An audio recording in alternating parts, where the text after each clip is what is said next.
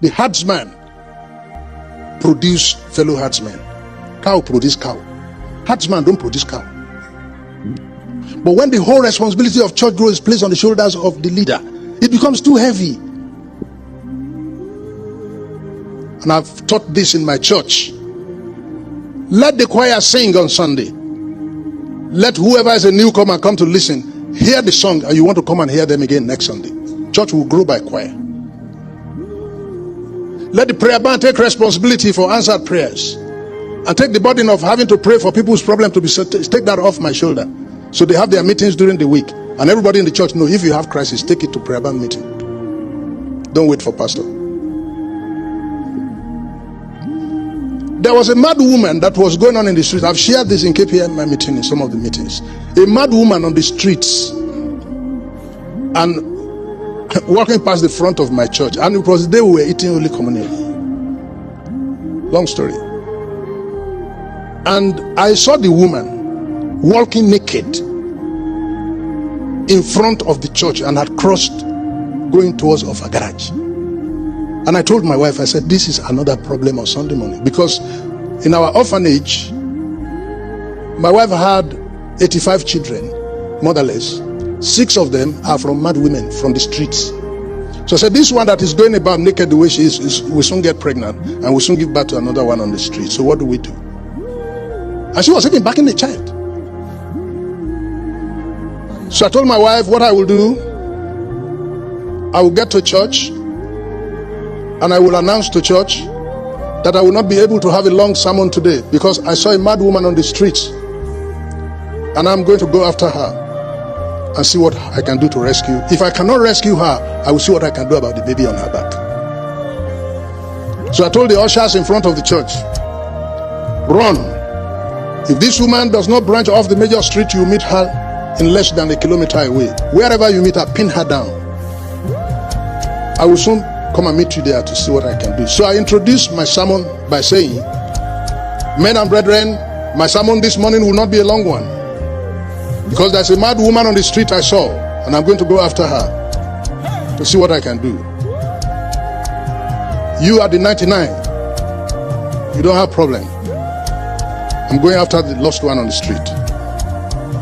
I had not preached 10 minutes when the head usher came to me on the stage and said, sir, we've seen the woman. She did not leave the main road, and we have brought her to the front of the church. She's there sitting down. Please preach our full sermon to us. Don't shortchange us because of the woman that is passing by. I said, so I told the church, I said, you heard what she said? She said I should preach my full sermon to you. I should not shortchange you because of a mad woman that is passing by. Then they clapped.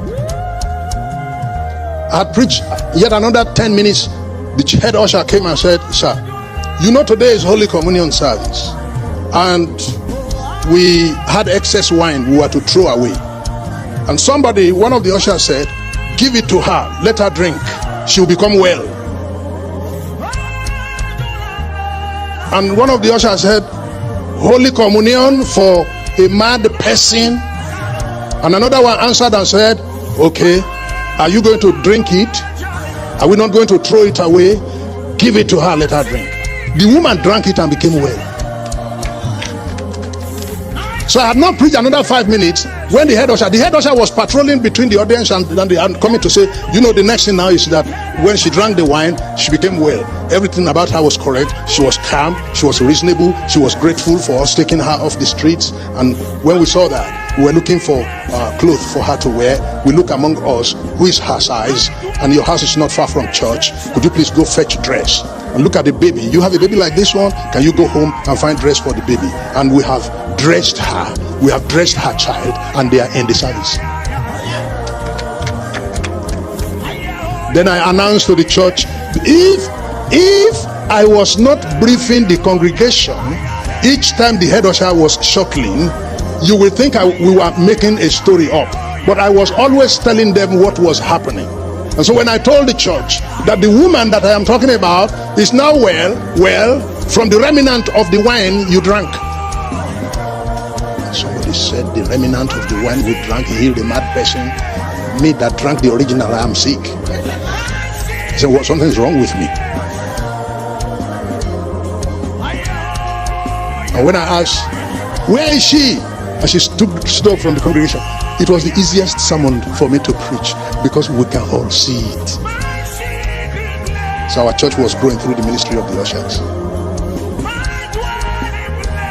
When the day comes, when the ushers are contributing to church growth, prayer band contributing to church growth, choir contributing to church growth, and all these ushers contributing to church growth, the burden on the pastor for church growth will be less.